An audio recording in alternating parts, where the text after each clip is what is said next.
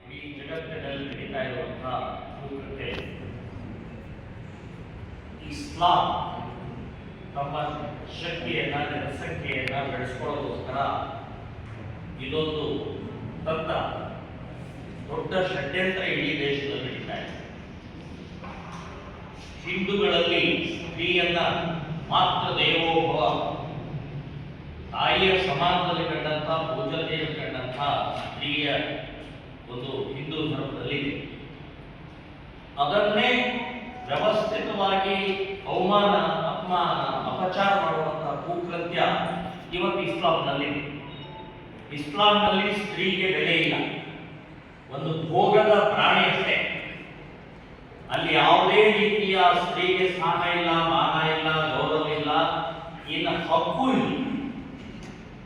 So ಇಂಥ ಇದರಲ್ಲಿ ಹಿಂದೂ ಹೆಣ್ಣು ಮಕ್ಕಳನ್ನ ಪ್ರೀತಿ ಪ್ರೇಮದ ಹೆಸರಿನಲ್ಲಿ ಮುಸಲಾಯಿಸಿ ಇವತ್ತು ಹುಡುಕ ಹಾಕುವಂತ, ಮತಾಂತರ ಮಾಡುವಂತ ದೊಡ್ಡ ಷಡ್ಯಂತ್ರ ಕುತಂತ್ರ ನಡೀತಾ ಇದೆ.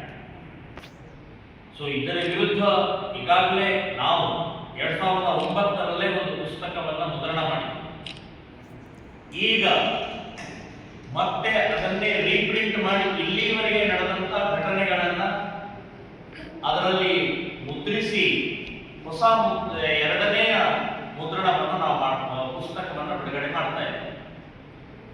ಇತ್ತೀಚೆಗೆ ಹುಬ್ಬಳ್ಳಿ ನಗರದಲ್ಲಿ ನೇಹಾ ಹಿರೇಮಠ್ ಅನ್ನುವಂಥ ಸೆಕೆಂಡ್ ಇಯರ್ PUC ವಿದ್ಯಾರ್ಥಿನಿಯನ್ನ ಹಾಡು ಹಗಲೇ ಒಂದು ಕಾಲೇಜಿನ ಕ್ಯಾಂಪಸ್ನಲ್ಲಿ 4 ಗಂಟೆಗೆ ಒಬ್ಬ ಮುಸ್ಲಿಮ ಗೂಂಡ 27 ಬಾರಿ ಚಾಕು ಹಾಕಿಕೊಂಡು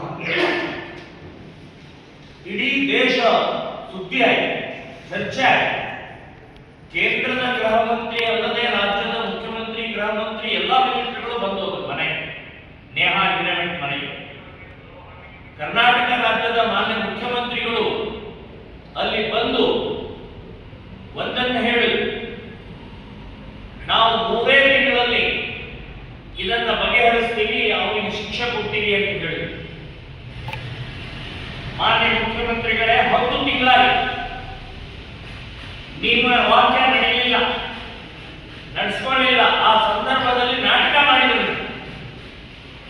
ಮುಸ್ಲಿಮರನ್ನ ಬಚಾವ್ ಮಾಡುವಂತ ಹಿಂದೂ ಹೆಣ್ಮಕ್ಕಳ ಸುರಕ್ಷತೆ ನಿಮಗೆ ಬೇಕಾಗಿಲ್ಲ, ಮುಸ್ಲಿಮರು ಬೇಕಾಗಿಲ್ಲ. ಮಹಿಳೆಯರ ಸುರಕ್ಷತೆ, ಮಹಿಳೆಯರ ಒಂದು ರಕ್ಷಣೆ ಬೇಕಾಗಿಲ್ಲ ಅಂತಕ್ಕಂಥದ್ದು ನೇಹಾ ಹಿರೇಮಠ್ ಸಂದರ್ಭದಲ್ಲಿ ಹೇಳಿದಂತ ವಾಕ್ಯ ಇವತ್ತು ಸಿದ್ಧ ಆಗಿದೆ. ಸೊ ಈ ರೀತಿಯ ಈ ಘಟನೆಗಳ ಮೇಲಿಂದ ಮೇಲೆ ಆಗ್ತಾ ಇರುವಂತಹದ್ದಕ್ಕೆ ಸರ್ಕಾರಗಳು, ರಾಜಕೀಯ ಪಕ್ಷಗಳು, ಪೊಲೀಸ್ ಇಲಾಖೆ ಮತ್ತು ಕೋರ್ಟ್ ಕೂಡ ಇದಕ್ಕೆ ಜವಾಬ್ದಾರಿ ಅಂತ ಹೇಳ್ತಾ ಇದೆ. ಕೋರ್ಟಿನ ವಿಳಂಬತೆ, ನ್ಯಾಯ ಕೊಡುವಂತದ್ದು ಕೋರ್ಟ್ ವಿಳಂಬದ ಪರಿಣಾಮದಿಂದ ಇಂಥ ಘಟನೆಗಳು ಮೇಲಿಂದ ಮೇಲೆ ಆಗ್ತಾ ಇದೆ. ಒಂದು 10 ವರ್ಷದ ಹಿಂದೆ, 12 ವರ್ಷದ ಹಿಂದೆ ಒಂದು ಘಟನೆ ನಡೀತು. ನಿರ್ಭಯ ಒಂದು ಹುಡುಗಿಯನ್ನ, ವಿದ್ಯಾರ್ಥಿನಿಯನ್ನ ಬಸ್ಸಿನಲ್ಲಿ ಇಡೀ ರಾತ್ರಿ ಅವಳ ಮೇಲೆ ಅತ್ಯಾಚಾರ, ಅತ್ಯಂತ ಕ್ರೂರವಾಗಿ ನಡೆದಂತಹ ಘಟನೆ ಇಡೀ ದೊಡ್ಡ ದೇಶದಲ್ಲಿ ಚರ್ಚೆ ಆದಂತಹ ಸಮಯದಲ್ಲಿ ಆ ಘಟನೆಗೆ ಶಿಕ್ಷೆ ಆಗುತ್ತೆ 12 ವರ್ಷ ತಗೊಳ್ತು ಇದೇ ಕೋರ್ಟ್.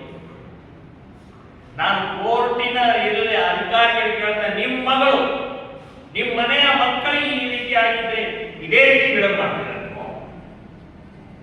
ಸೊ ಈ ರೀತಿಯ ನೇಹಾ ಪ್ರಕರಣವೂ ಕೂಡ ಇನ್ನೂವರೆಗೆ ಹಾಗೆ ಬಿದ್ದಿದೆ.